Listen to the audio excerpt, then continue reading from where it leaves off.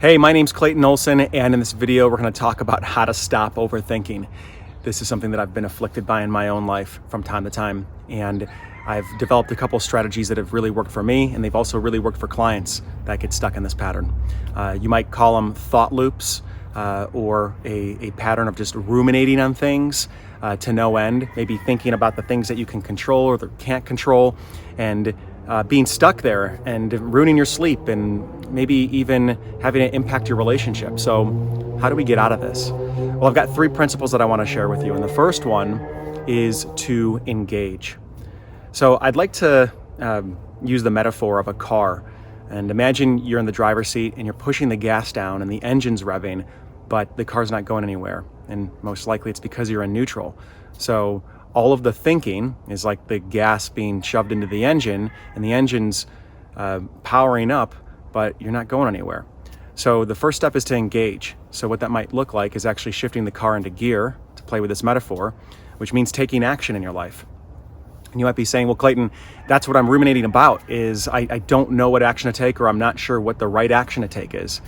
And my retort to that would be to say that the action to take is any action, and that there is no right action, or rather the right action is any action. So as you put the car in gear and you begin to move forward, what'll happen is you'll start to get some momentum, and then there is a trusting that can occur that you can course correct after you take that action. So maybe it's a conversation that needs to be had. Maybe it's something needs to be confronted in your life, or some topic needs to be brought to the surface. And rather than overthinking about all of the different possibilities of how that conversation could go down and how the person's going to respond and how you're going to respond, trust yourself that when you open up the conversation, that you will have the resources and the awareness to be able to navigate that in a way that will produce an outcome that is better than where you're currently at. So that's one example of taking action in a specific context.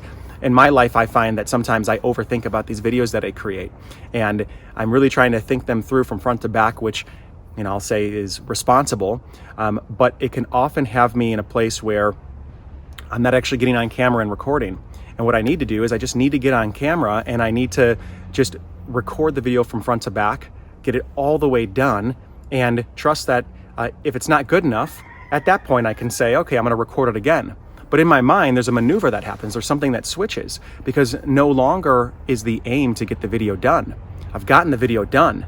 Now it's just a matter of making the video better, which then has me show up very different on camera. So that's the first step, is to engage. Realize that any action is the right action. Step 2 is to disengage. All right. So if you're in a thought loop and you're overthinking, disengage. So to play with the metaphor of the car, get out of the car, let go of the gas. Maybe the gas pedal's stuck down and the car's just revving. Get out of the car, go walk around the block. For me, I go and I do yoga, or I'll do Wim Hof breathing, which I have found is an amazing way to get into my body and do a complete reset on my nervous system. Playing sports, going for a run, doing something that requires me to take my presence and fully bring it into my body for a period of time. I could be taking a cold shower as well. It might be just bringing more play in my life and more breaks in my life, realizing that counterintuitively, that the less time I spend working, or the less time I spend focusing on something, the more effective I become when I reintroduce that topic into my life. So if it's a conversation that you need to have with somebody, if it's something that's going on in your life, how can you, for lack of a better word, in some ways distract yourself? Okay, it might look like a distraction, or shift your focus onto something else that can give you joy, get into your body, because then when you re-engage with that thing that you have been overthinking in the past, you will actually approach it from a different angle, because your body will be in a different state. Your mind will be in a different state. So you might find yourself having more flexibility of thought, and problems that were occurring at one level of consciousness shift because you've up-leveled your consciousness, your state, through disengaging. And then the last way to combat overthinking is to objectify, which means to create a subject-object relationship with all of the overthinking. What I will do is, if I'm finding it hard to go to bed at night because I'm thinking about something and I can't put it down, or maybe I wake up at 4 a.m. and I've got thoughts that I typically don't have during the day, I'll have a journal next to my bed and I'll jot these things down. Maybe it's things that I need to take action on in the morning that I don't want to forget. So my mind is playing this game with me to make sure that I ingrain it so much that I don't forget it. But it ends up being counterproductive because I lose sleep. So have a journal, have a notepad on your phone, something where you can take all of the dialogue that is happening inside your mind and get it out onto paper.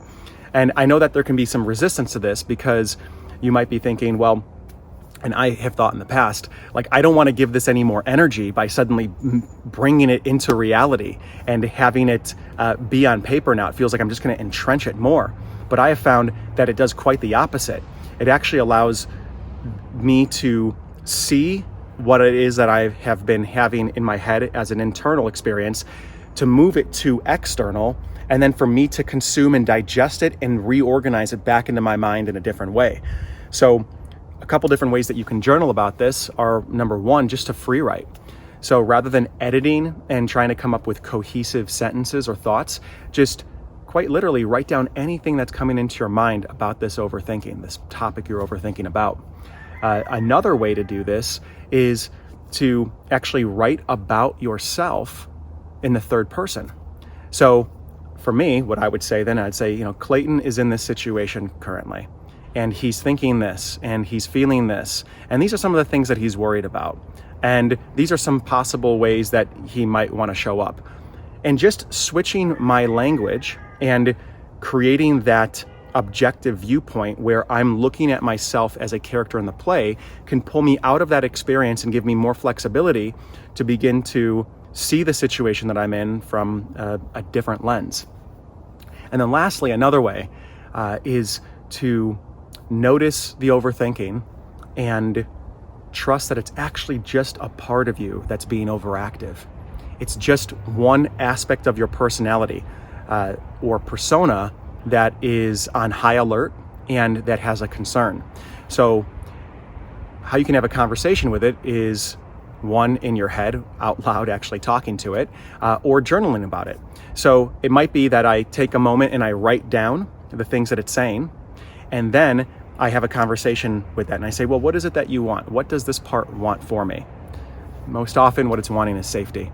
So just establishing communication with that part allows me to develop a better relationship with it.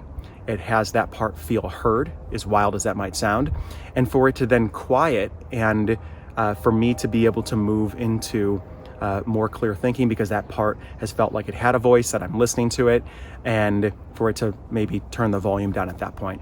So those are the 3 ways to combat overthinking: engage, disengage, and objectify. If you like this video, go ahead and like it, give it a thumbs up, subscribe to the channel for more insights on personal development and relationships. And if you are in a situation and you're looking for personal one-on-one coaching and wanting some support to master your thinking, to dive deeper into your own life, create extraordinary relationships, and be a leader in different domains that are going to ultimately bring you fulfillment and joy, feel free to shoot me an email, and that's in the description below as well. Thanks for watching.